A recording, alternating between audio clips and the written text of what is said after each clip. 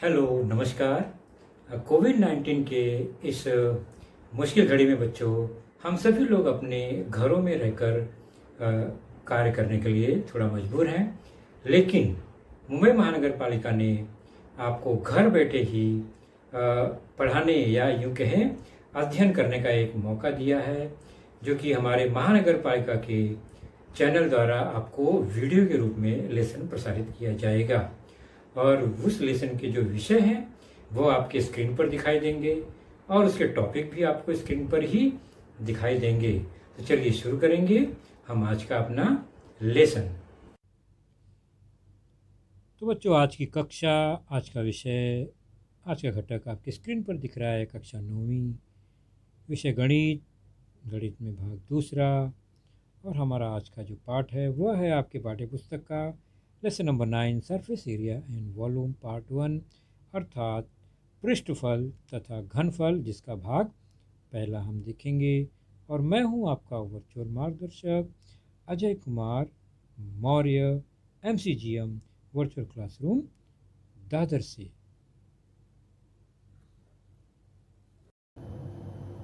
तो हमारी आज की जो चर्चा होगी वह होगी विभिन्न घन आकृतियों के पृष्ठफल तथा घनफल। तो विभिन्न आकृतियों के पृष्ठफल और घनफल से संबंधित जो घटक होता है वह महत्व मापन इसी टॉपिक के अंतर्गत आता है। तो हमने बहुत सारी जो त्रिमिति, 3 डायमेंशनल आकृतियाँ देखी हैं, घन आकृतियाँ देखी हैं, वो कुछ इस तरह से हैं जो आपकी स्क्रीन पर दिखाई दे रहा है। और निश्चित ही आपने पिछली कक्षाओं में इन आकृतियों को देखा है और इसके बारे में कुछ न कुछ चर्चा हमने जरूर की है। तो ये आकृतियाँ आप निश्चित रूप से पहचान रहे होंगे। फिर भी हम इसको आप भी थोड़ा रिवाइज जरूर करेंगे ताकि हमें आगे के घटक समझने में आसानी हो। तो प्रमुख घन आकृतियाँ जो हमने अब तक देखी हैं, ये आप देख रहे हैं। वृत्त है उसका आधार और एक पाइप है ये, जिसे बेलन कहा जाता है। वृत्ताकार बेलन, लंब वृत्ताकार बेलन, वृत्ताकार लंब बेलन, इसके विविध अलग अलग नाम हैं। तो वृत्ताकार बेलन या वृत्ताकार लंब बेलन है ये। यह है गोला, इसका भी बेस वृत्त ही है, गोला।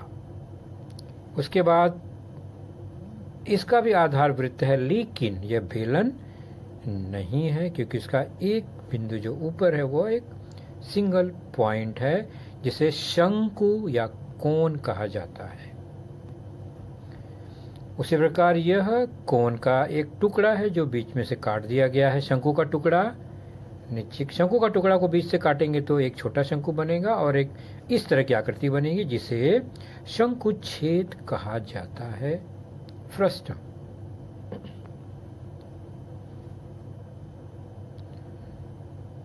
तो हमने इन आकृतियों से संबंधित कुछ क्षेत्रफल यानी उनके पृष्ठों के क्षेत्रफल, जिसे पृष्ठफल कहा जाता है, और घनफल के बारे में कुछ सूत्र जानकारियां हमने सीखी है, उस पर हम चर्चा करेंगे।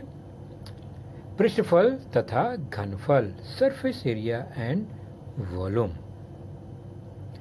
सबसे पहले पृष्ठफल। तो पृष्ठ भागों का क्षेत्रफल ही पृष्ठफल होता है।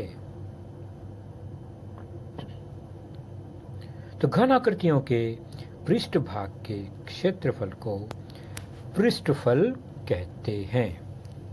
तो पृष्ठफल क्या है? वह किसी पृष्ठ भाग का क्षेत्रफल ही है। तो संपूर्ण पृष्ठफल क्या है? तो किसी घन आकृति के जितने भी पृष्ठ भाग हैं उन सभी पृष्ठ भागों के क्षेत्रफल को जोड़ देंगे तो संपूर्ण पृष्ठफल मिलता है। मतलब घन आकृतियों के पृष्ठफलों के योग को संपूर्ण पृष्ठफल कहते हैं। तो ये कुछ घन आकृतियां हैं। तो हमने देखा पृष्ठफल।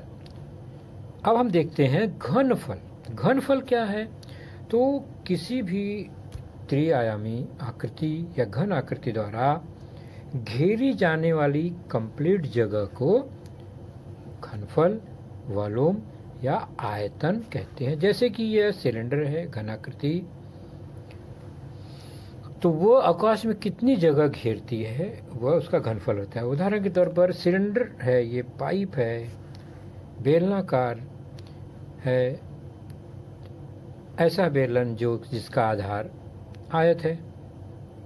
तो इसमें जो जगह है, ये जो धुआं भरा हुआ है, उस पूरे जगह को उसका आयतन या घनफल कहते हैं। उसी प्रकार यह एक बेलन है जिसका आधार वृत्त वर्ग है और उसके सारे पृष्ठ भाग भी वर्ग हैं। वह घन या समघन कहलाता है। इसके द्वारा घेरी गई जगह को इस घन द्वारा घेरी गई जगह अर्थात घनफल या आयतन है। और इस वृत्ताकार बेलन में जो जगह है अंदर, जितना आकाश वह घेरती है, उस जगह को इस बेलन का घनफल या आयतन कहेंगे।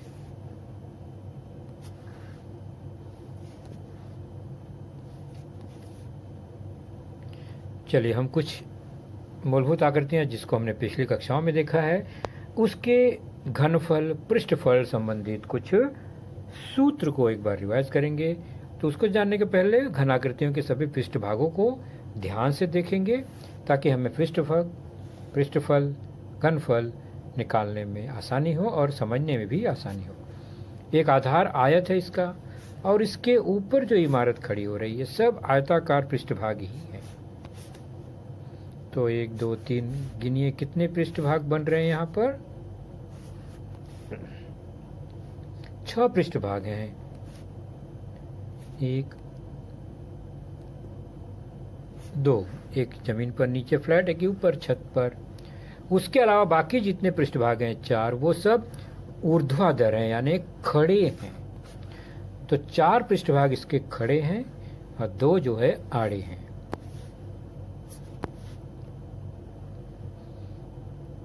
और आमने सामने जितने पृष्ठभाग हैं वो उनके जो क्षेत्रफल हैं वो समान है, क्योंकि उनका आकार ही बिल्कुल समान है, सर्वांगसम है।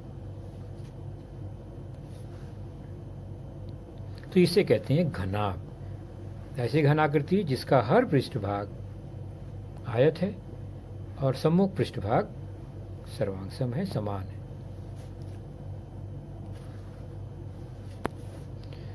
अब घनाभ का संपूर्ण पृष्ठफल क्या होगा? तो हमने देखा घनाभ में 2 आड़े यानी क्षैतिज पृष्ठभाग हैं ऊपर नीचे और 4 खड़े ऊर्ध्वाधर पृष्ठभाग हैं।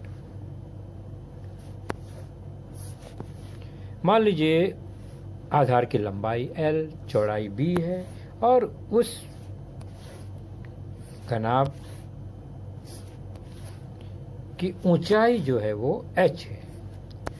तो कुछ इस तरह से 6 पृष्ठभाग की रचना होती है। एक पृष्ठभाग जिसकी लंबाई चौड़ाई LB है, उसका क्षेत्रफल LB, खड़ा वाला है उसका L और H लंबाई चौड़ाई है तो क्षेत्रफल LH, और राइट साइड में जो पृष्ठभाग है उसकी लंबाई चौड़ाई H और B है तो उसका क्षेत्रफल BH है। उसी प्रकार अब ठीक आमने सामने, जैसे इसके सामने यह है, उसका भी क्षेत्रफल BH होगा। फिर नीचे आधार है, ठीक उसके सामने छत, उसका क्षेत्रफल भी LB होगा। और पीछे जो है LH, सामने भी जो क्षेत्र बनेगा उसका क्षेत्रफल LH होगा। तो 2 बार LB, 2 बार BH, 2 बार LH क्षेत्रफल हमें मिल रहे हैं। तो इस घनाभ का संपूर्ण पृष्ठफल क्या हुआ? तो सारे पृष्ठफलों का योगफल, क्षेत्रफल का योगफल। तो हम देख रहे हैं सारे के सारे 6 क्षेत्रफल को हम जोड़ देंगे तो हमें कुछ इस तरह से जानकारी मिलेगी कि LB 2 है, 2 पृष्ठभाग के समान, BH वाले भी 2 पृष्ठभाग हैं, LH वाले भी 2 हैं। इन तीनों का योग ही संपूर्ण पृष्ठफल होगा। चूंकि 2 कॉमन है सब में तो 2 को कॉमन ले लिया और कोष्ठक में बच गया LB, BH और LH। तो इस तरह से किसी भी घनाभ का संपूर्ण पृष्ठफल निकालना हो तो हम इस सूत्र का उपयोग करेंगे। ST total surface area is equal to 2LB BH LH, इनका योगफल यानी LB plus BH plus LH। तो घनाभ का संपूर्ण पृष्ठफल ST, T लिखने का मतलब है टोटल सरफेस एरिया, जब संपूर्ण की बात आएगी तो T लिखा जाएगा S के साथ। तो 2 LB धन BH धन LH, तो LB धन BH धन LH का दुगना कर देंगे तो संपूर्ण पृष्ठफल मिल जाएगा। उसमें से LB निकाल देंगे तो खड़े ऊर्ध्वाधर पृष्ठभागों का क्षेत्रफल या पृष्ठफल मिल जाएगा। तो हमने घनाभ का संपूर्ण पृष्ठफल देखा। घनाभ का घनफल देखते हैं। घनाभ द्वारा आकाश में घेरे जाने वाली जगह। नॉर्मली किसी भी बेलनाकार आकृति का जो घनफल होता है बच्चों, वो हमेशा उसके आधार का क्षेत्रफल गुणे उसकी ऊंचाई के बराबर होता है।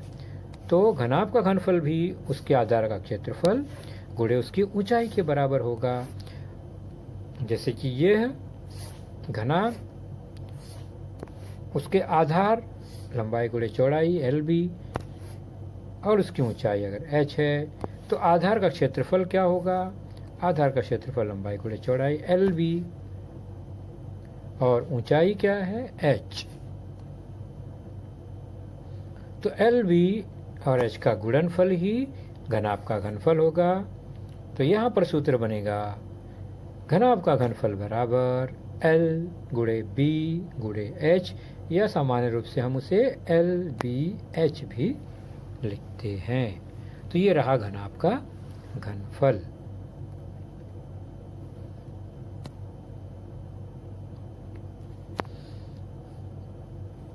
तो हमने यह जानकारी ली घनाभ का संपूर्ण पृष्ठफल LB BH LH का दुगना, और हमने देखा घनाभ का घनफल, वो है L गुणे B गुणे H। घनाभ के संदर्भ में ये दो महत्वपूर्ण सूत्र हैं। ऊर्ध्वाधर पृष्ठों की बात करेंगे जब, तो उसमें से LB निकाल देंगे तो BH धन LH कोष्ठक में बचेगा, ये ऊर्ध्वाधर होगा। तो संपूर्ण पृष्ठफल में से 2 पृष्ठफल कम हो जाएंगे तो ऊर्ध्वाधर हो जाएगा। चलिए एक अलग आकृति देखते हैं जिसके आधार वर्ग है, उसकी सारे पृष्ठ भी वर्गाकार ही हैं, समान है, यानी सारे पृष्ठभाग एक समान है। ऐसी घनाकृति में भी 6 पृष्ठभाग बनेंगे। खास बात यह है 6 के 6 पृष्ठभाग समान होंगे, वर्गाकार होंगे। ऐसी आकृति को घन या समघन कहते हैं। क्या कहते हैं? समघन या घन भी कहते हैं, जिसके 6 समान पृष्ठभाग होते हैं। तो एक पृष्ठभाग की जो क्षेत्रफल होगा वही गुणा 6 कर देंगे तो सारे घनाभ का पृष्ठफल हो जाएगा। तो घनाभ का संपूर्ण पृष्ठफल क्या होगा? तो घनाभ की लंबाई एक भुजा या कोर जो है L है, तो सारे कोर भी L ही होंगे क्योंकि वर्ग है। उस हिसाब से संपूर्ण पृष्ठफल एक का हो गया L स्क्वायर, L गुणे L, सारे के सारे भी L स्क्वायर के बराबर हैं एक एक, तो सबको जोड़ देंगे तो क्या आएगा? L स्क्वायर और ऐसे 6 पृष्ठभाग हैं। इसका मतलब कुल मिलाकर कितने बार L स्क्वायर होंगे? 6 बार। तो या यूं कहे हम L स्क्वायर में सीधे सीधे क्या करेंगे? 6 का गुणा कर देंगे तो समघन का संपूर्ण पृष्ठफल मिल जाएगा। तो एक पृष्ठ का क्षेत्रफल गुणे 6 समघन का संपूर्ण पृष्ठफल होगा। समघन का संपूर्ण पृष्ठफल हुआ ST 6L square, total surface area of a cube 6L square. तो समघन का भी संपूर्ण पृष्ठफल हमें मिल गया। सेम उसी तरह जिस तरह घनाभ का था, फर्क इतना था घनाभ में अलग अलग भुजाएं लंबाइयों वाली थी, LBH। यहाँ पर सारे के सारे L हैं, इसलिए वो 6L स्क्वायर हो गया। अब इसी समघन का घनफल निकालना हो तो घनफल मैंने बताया, किसी भी पाइप या बेलन का घनफल निकालना हो तो उसके आधार का क्षेत्रफल गुणे उसकी ऊंचाई लेते हैं। तो समघन का घनफल निकालना हो तो भी आधार का क्षेत्रफल गुणे उसकी ऊंचाई ही लेनी पड़ेगी। लेकिन समघन में लंबाई, चौड़ाई, ऊंचाई सब समान होती है। L है अगर एक कोर तो सारे के सारे कोर की लंबाई L हुई, तो आधार का क्षेत्रफल L स्क्वायर हुआ और ऊंचाई भी L ही हुई। इनका गुणनफल बराबर L की घात 3, यही हुआ समघन का घनफल। Therefore volume of a cube is equal to L cube. तो हमने जाना समघन के संदर्भ में समघन का संपूर्ण पृष्ठफल ST equal to 6L square and volume of a cube is equal to L cube. तो घनाभ और समघन या घन के बारे में कुछ क्षेत्रफल, कुछ पृष्ठफल, कुछ घनफल के सूत्र हमने अभी जाने। अगली आकृति है तीसरा नंबर, लंब वृत्ताकार बेलन। चूंकि यह बेलन वृत्ताकार है, इसके पहले हमने जो बेलन देखे, एक आयताकार बेलन था, दूसरा वर्गाकार बेलन था, तीसरा है लंब वृत्ताकार बेलन। इसका मतलब उसका आधार और उसका जो छत है ऊपर वह वृत्ताकार होगा। तो इनको जोड़ने पर लंब वृत्ताकार बेलन, राइट सर्कुलर सिलेंडर, पाइप नुमा रचना बनती है, जिसमें आधार में त्रिज्या या ऊपर त्रिज्या अगर R मानते हैं तो यहाँ R लिखा हमने आकृति में, दोनों त्रिज्या जो व्यास है आधा आधा R, और एक त्रिज्या से दूसरे त्रिज्या के बीच की दूरी या केंद्र से केंद्र की दूरी को उसकी ऊंचाई मानते हैं, जिसे H अक्षर द्वारा दर्शाया जाता है। तो उस हिसाब से इसका जो कॉर्नर है पाइप का बाहरी हिस्सा वह भी ऊंचाई के बराबर ही होगा। तो लंब वृत्ताकार बेलन का वक्र पृष्ठफल, कर्व सरफेस, कर्व मतलब आधार वृत्त है, छत भी वृत्त है, उन दोनों को छोड़ दें तो यह जो वृत्ताकार एक चपटा पृष्ठभाग दिखाई दे रहा है उसे हम वक्र पृष्ठफल कहते हैं। और यह आप देख रहे हैं इस तरह से यहाँ पर आकृति में बराबर होता है, चूंकि उसका किनारा परिवृत्त की परिधि के बराबर है और उसका दूसरा किनारा ऊंचाई के बराबर है। मतलब यह जो पतरा तोड़ेंगे तो परिधि, उसकी लंबाई और H जो है चौड़ाई, आयताकार आकृति बनती है। तो परिधि गुणे ऊंचाई के बराबर वक्र पृष्ठफल होगा इसका, और परिधि 2πr, ऊंचाई H। तो लंब वृत्ताकार बेलन का वक्र पृष्ठफल हुआ 2πr H। तो लंब वृत्ताकार बेलन का वक्र पृष्ठफल यानी ऊपर और नीचे आधार और ऊपर छत को छोड़कर जो भाग है उसका पृष्ठफल 2πr H होगा। इसमें दोनों वृत्तों के क्षेत्रफल को जोड़ देंगे तो संपूर्ण पृष्ठफल बन जाएगा। अभी ये क्या है, वृत्तों को छोड़कर बना पृष्ठफल जो कि वक्र पृष्ठफल, कर्व्ड सरफेस एरिया, SC लिखा जाता है अंग्रेजी में उसे।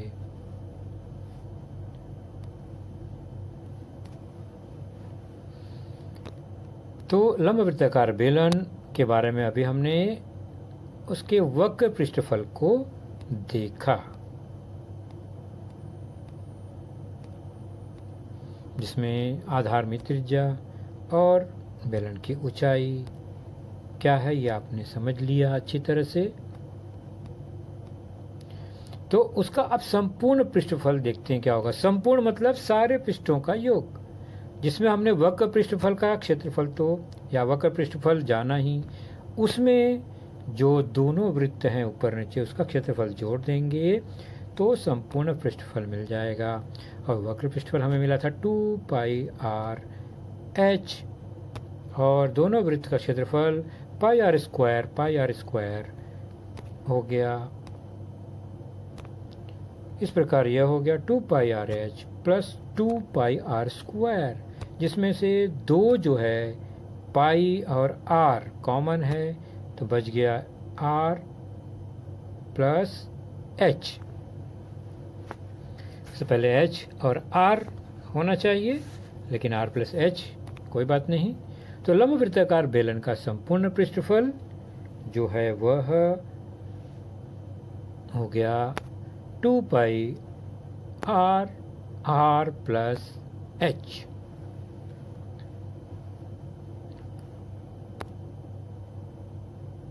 ये संपूर्ण पृष्ठफल हुआ ST और वक्र पृष्ठफल है 2πrh। अब चलते हैं घनफल निकालने का ट्राई करते हैं। मैंने बताया कि घनफल जो है बच्चों किसी भी बेलन का वो क्या होता है, उसके आधार का क्षेत्रफल गुणे उसकी ऊंचाई। तो यहाँ भी लंबवृत्ताकार बेलन का जो घनफल होगा वो आधार का क्षेत्रफल गुणे उसकी ऊंचाई, और आधार तो वृत्त है उसका क्षेत्रफल πr² और ऊंचाई जो है वो h है। तो यहाँ पर घनफल हो गया πr²h। तो लंबवृत्ताकार बेलन का घनफल हुआ πr²h। तो मैंने देखा बच्चों, आप यहाँ लंबवृत्ताकार बेलन या वृत्ताकार लंब बेलन या वृत्ताकार बेलन, ये सब एक ही आकृति के अलग अलग नाम है, कभी अलग अलग नाम से भी प्रश्न में लिखा जाता है। तो आप ध्यान रखिए, चाहे वृत्ताकार बेलन, चाहे लंब वृत्ताकार बेलन, चाहे वृत्ताकार लंब बेलन हो, ये सब एक ही आकृति के भिन्न भिन्न नाम हैं। तो वृत्ताकार लंब बेलन या लंब वृत्ताकार बेलन के संदर्भ में हमने कुछ सूत्र देखे। सबसे पहले लंब वृत्ताकार बेलन का वक्र पृष्ठफल वो है 2πrh, फिर उसका संपूर्ण पृष्ठफल 2πr प्लस h, उसके बाद उसका घनफल देखा हमने πr²h। तो ये लंबवृत्ताकार बेलन के संदर्भ। तो बच्चों अभी आपने जिन आकृतियों के बारे में देखा, कुछ समझा, कुछ सूत्र देखे, उससे संबंधित कुछ प्रश्नों को देख लेते हैं। आपके पाठ्यपुस्तक में पेज नंबर 115 प्रश्न संग्रह 9.1, जिसका पहला ही प्रश्न है, एक घनाभ के आकार का दवाई का जो बक्सा जिसकी लंबाई, चौड़ाई, ऊंचाई क्रमशः 20 सेंटीमीटर, 12 सेंटीमीटर व 10 सेंटीमीटर है, तो इस बक्से के ऊर्ध्वाधर पृष्ठों का क्षेत्रफल तथा संपूर्ण पृष्ठफल ज्ञात कीजिए। तो ऊर्ध्वाधर पृष्ठों का और संपूर्ण पृष्ठफल दोनों ज्ञात करना है। तो संपूर्ण पृष्ठफल क्या होता है, सारे पृष्ठभागों के क्षेत्रफल का योग, और सिर्फ ऊर्ध्वाधर मतलब जो खड़े भाग हैं, यानी आड़े आधार और छत को छोड़कर जो बचे पृष्ठभाग हैं उनके क्षेत्रफल का योग। तो आकार घनाभ है, दवाई का बक्सा है ये कुछ इस तरह से, जिसमें आधार और छत इन दोनों को छोड़कर जो पृष्ठभाग बचेंगे वह ऊर्ध्वाधर पृष्ठभाग कहलाते हैं, ये ध्यान रखेंगे। तो अगर लंबाई चौड़ाई ऊंचाई कुछ इस तरह से है एल बी और एच, तो हमें घनाभ का संपूर्ण पृष्ठफल क्या होता है, ये सूत्र हमने देखा।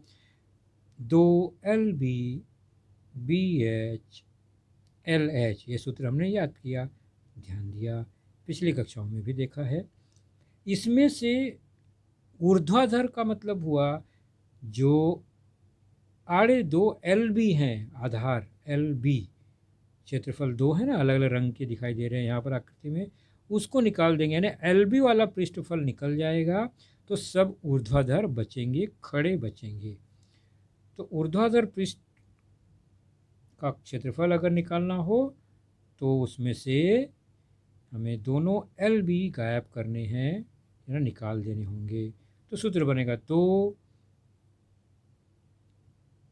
ये पृष्ठ निकल गया आकृति का, ये भी निकल गया, तो बचेगा BH धन LH। LB जो है वो ऊर्ध्वाधर पृष्ठभाग नहीं है, क्षैतिज है।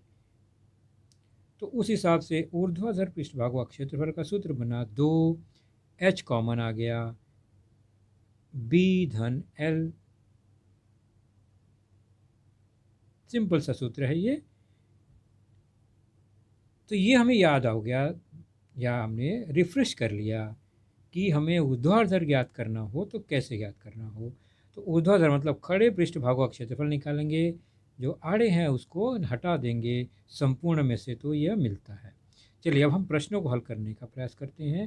पहला प्रश्न जो अभी आपने देखा, घनाभ के आकार का ये दवाई का बक्सा है, जिसकी लंबाई चौड़ाई और ऊंचाई दी गई है,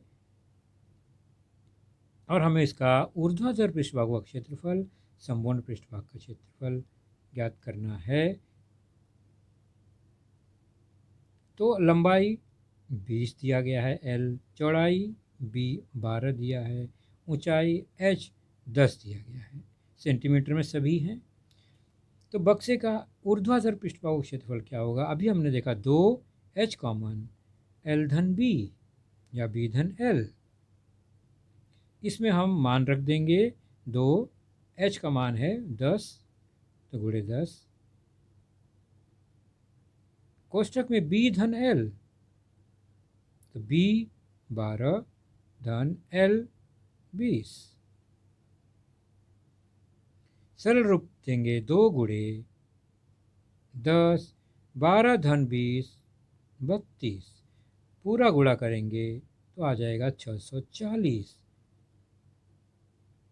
इस तरह से हमें मिला बक्से के ऊर्ध्वाधर पृष्ठों का क्षेत्रफल 640, और सारी इकाइयाँ सेंटीमीटर में है, तो वर्ग सेंटीमीटर।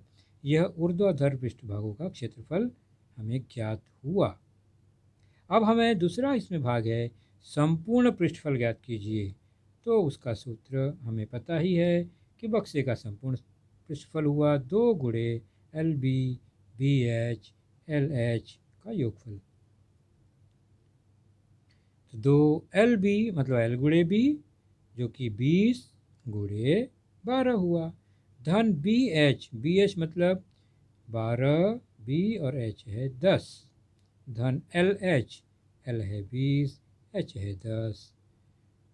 सरल रूप देंगे, 20 गुणे 12 हो गया, 12 दूनी 24, 240, धन 12 दाम 120, धन 200 हो गया, 20 दाम 200।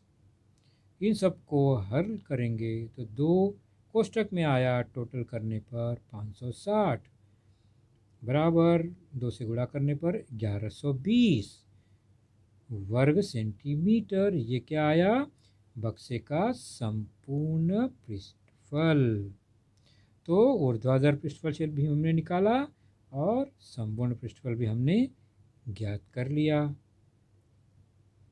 अब देखते हैं चौथा प्रश्न इसी प्रश्न संग्रह का।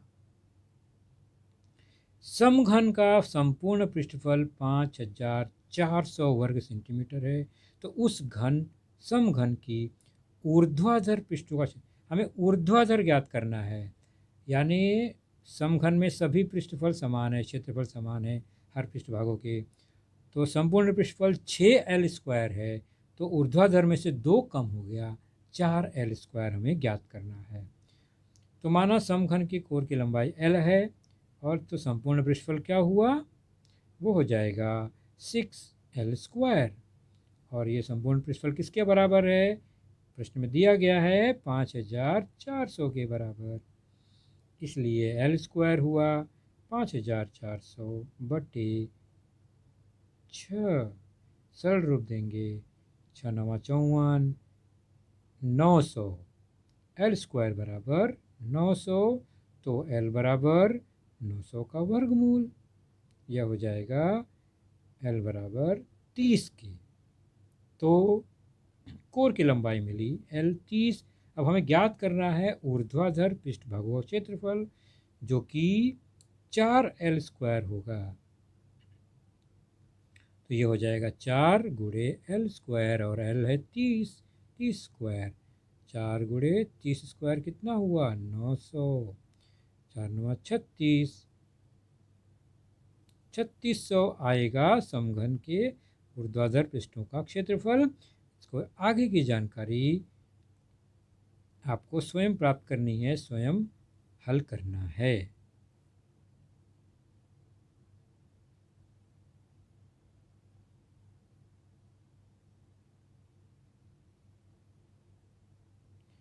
अगला प्रश्न है 7वां।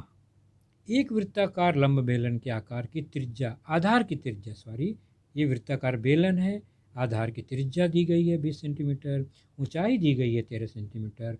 हमें वक्र पृष्ठफल SC, संपूर्ण पृष्ठफल ST ज्ञात करना है। पाई का मान भी दिया गया है। तो दी गई जानकारी में त्रिज्या R 20 सेंटीमीटर लिखा गया, ऊंचाई 13 सेंटीमीटर दिया गया है। हमें पृष्ठफल ज्ञात करना है, वक्र पृष्ठफल। तो सूत्र है 2πr/h। मान रखते हुए 2π का मान 30.14 दिया ही गया है, r का मान 20 वह भी दिया गया है, h का मान 13 वह भी दिया गया है। सीधे सीधे हम गुणा करेंगे, गुणनफल प्राप्त होगा 1632.80 इकाई सेंटीमीटर है, तो क्षेत्रफल हो गया वर्ग सेंटीमीटर। इस प्रकार लंब वृत्ताकार बेलन का वक्र पृष्ठफल हुआ 1632.80 वर्ग सेंटीमीटर।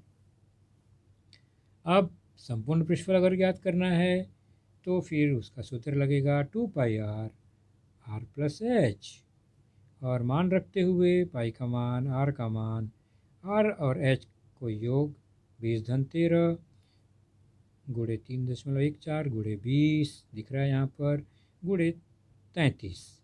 गुणा करने पर हमें मिलेगा 4144.80 वर्ग सेंटीमीटर। यह हुआ वृत्ताकार लंब बेलन का संपूर्ण पृष्ठफल।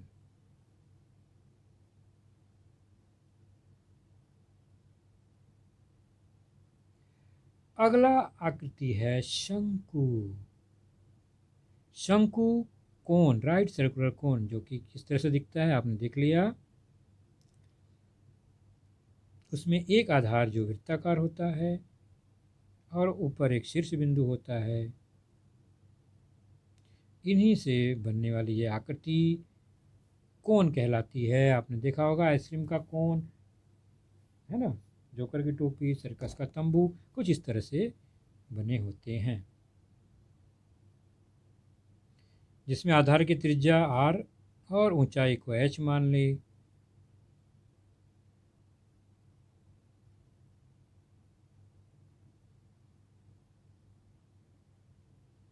तो आधार की त्रिज्या r, ऊंचाई को h, इस तरह से ऊंचाई मानी जाती है, और तिरछी जो ऊंचाई है उसको l लिखा जाता है। इनका आपस में संबंध देखना हो तो एक समकोण त्रिभुज बनेगा। आकृति में ध्यान से देखिए तो वहाँ पर पाइथागोरस प्रमेय द्वारा हम L का मान कुछ इस तरह से ज्ञात कर सकते हैं। L² बराबर h² धन r², therefore L equal to r², h² plus r² उसका पूरा वर्गमूल। यह तिरछी ऊंचाई की लंबाई या तिरछी ऊंचाई बराबर L बराबर करनी में h² प्लस r² हुआ।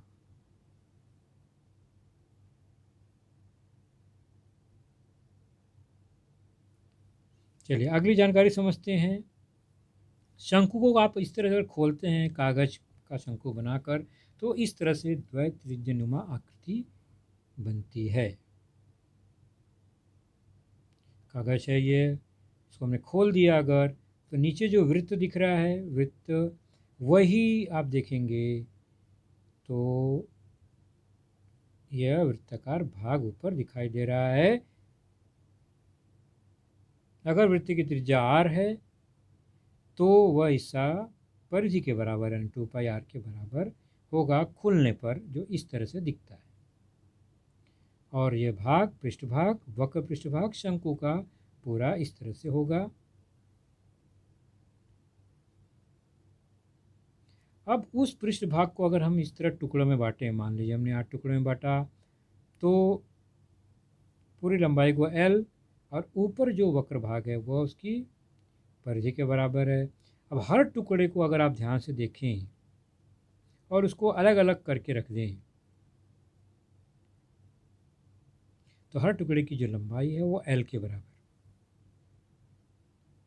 उसमें से एक को उल्टा सीधा अगर इस तरह से रखें और जोड़ दें तो क्या होगा, क्योंकि वक्र भाग जो है ऊपर का चाप वह 2πr यानी जो शंकु का वृत्त है उसकी परिधि के बराबर हुआ। तो ये पूरा भाग जोड़ने पर शंकु का ही वक्र पृष्ठभाग बनेगा। इसको अगर हम चिपका दें, जोड़ दें, तो कुछ इस तरह से दिखेगा, जिसमें आधा हिस्सा ऊपर का परिधि का और आधा नीचे का, वह लंबाई बढ़ जाएगा। πr ऊपर πr नीचे, दोनों मिलाकर 2πr था। तो ये एक आयत नुमा आकृति बन जाती है जोड़ने पर। और आयत का क्षेत्रफल हमें पता है, लंबाई गुणे चौड़ाई, और लंबाई अगर L है, चौड़ाई यहाँ पर B जो कि πr के बराबर है, तो πrl आयत का क्षेत्रफल हुआ। जबकि जो आयत का क्षेत्रफल है वो वास्तव में शंकु का वक्र पृष्ठभाग ही था, जो कि हमने देखा था, कागज़ को खोल के बनाया था। तो उस हिसाब से शंकु का वक्र पृष्ठफल जो होगा वह इस आयत के क्षेत्रफल के बराबर होगा। तो हमें शंकु के संदर्भ में यह जानकारी मिलती है कि उसका आधार वृत्त है, त्रिज्या r है, तो आधार का क्षेत्रफल πr²। शंकु का वक्र पृष्ठफल हमने देखा πrl होगा। शंकु का संपूर्ण पृष्ठफल क्या होगा, तो दोनों क्षेत्रफल यानी आधार का क्षेत्रफल और वक्र पृष्ठफल को जोड़ देंगे तो हमें मिलेगा शंकु का संपूर्ण पृष्ठफल। πr कॉमन हो गया, r प्लस l हो गया। और शंकु का घनफल जो होता है वह इसी आकार के बेलनाकृत आकृति का 1/3 होता है, यानी 1/3 πr²h, जो कि बेलन के सूत्र के जैसा ही है। तो शंकु के संदर्भ में वक्र पृष्ठफल, संपूर्ण पृष्ठफल और घनफल का सूत्र हमें मिला। घनफल कैसे 1/3 होता है वो हम देख लेते हैं। मान लीजिए एक शंकु है जिसमें त्रिज्या r है और ऊंचाई h है। ठीक उसी आकार का एक बेलन, मतलब उसकी त्रिज्या r हो और ऊंचाई h हो, दोनों में समान जल डाला गया, पानी डाला गया, शंकु भर गया जितने जल से, उतना ही जल में हम देखेंगे तो बेलन में वह 1/3 ही होता है। पानी दोनों समान है, मतलब बेलन का घनफल जो है उस शंकु घनफल का 3 गुना है होता है, अगर आधार की त्रिज्या और ऊंचाई समान हो तो। इसका मतलब हमें पता चला कि शंकु का घनफल बेलन के घनफल का 1/3 ही होता है। चलिए प्रश्न संख्या 9.2 का एक प्रश्न लेते हैं। शंकु की लंब ऊंचाई 12 सेंटीमीटर, तिरछी ऊंचाई 13 सेंटीमीटर हो तो शंकु के आधार की त्रिज्या कितनी होगी। पेज नंबर 119 पर यह प्रश्न है। तो शंकु की लंब ऊंचाई h दिया गया है 12, तिरछी ऊंचाई 13 सेंटीमीटर L, और आधार की त्रिज्या कितनी है नहीं मालूम, तो माना वह r है। अब हम क्या करेंगे, सीधे सीधे तिरछी ऊंचाई का सूत्र लगाएंगे। हमने देखा था कड़ी में h² धन r²। अब हम L² बराबर हुआ, इसका अर्थ हुआ h² धन r²। अब हमें मान जो दिया गया वह रखेंगे, तो आर स्क्वायर बराबर हो जाएगा, आर ज्ञात करना है तो L square minus H square होगा। अब एल का मान 13 है तो 13 स्क्वायर, एच का मान 12 है तो 12 स्क्वायर हो गया। आर स्क्वायर बराबर 13 का वर्ग 169, 12 का वर्ग 144 बराबर हुआ घटाने पर 25। आर स्क्वायर हुआ 25, तो आर कितना हुआ 25 का वर्गमूल 5। तो हमें क्या प्राप्त हुआ, आधार की त्रिज्या बराबर 5 सेंटीमीटर।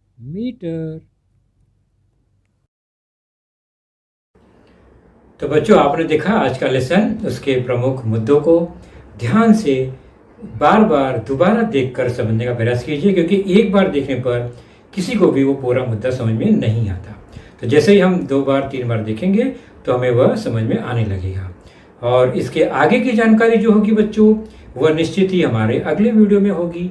तो उस वीडियो को देखने के लिए, उसकी सूचना प्राप्त करने के लिए जो नीचे सब्सक्राइब का बटन होता है उसे ज़रूर प्रेस कीजिए और नोटिफिकेशन ऑन रखिए, ताकि जैसे ही हमारा लेसन चैनल पर डाला जाएगा आपको वह तुरंत प्राप्त होगा। तो अपना ख्याल रखिए, सुरक्षित रहिए। Thank you.